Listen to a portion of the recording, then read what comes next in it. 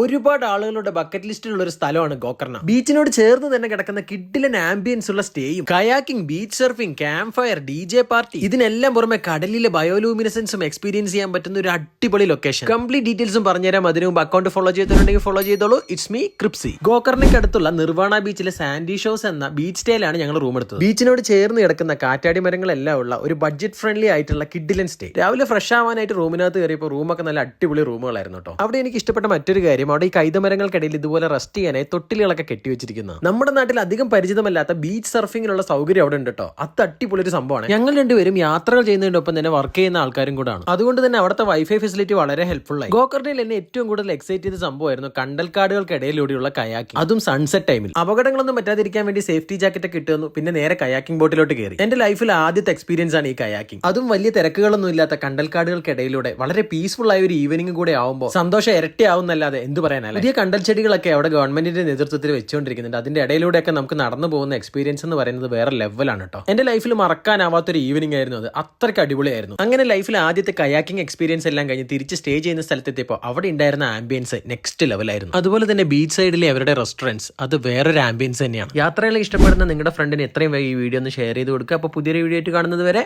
Bye bye.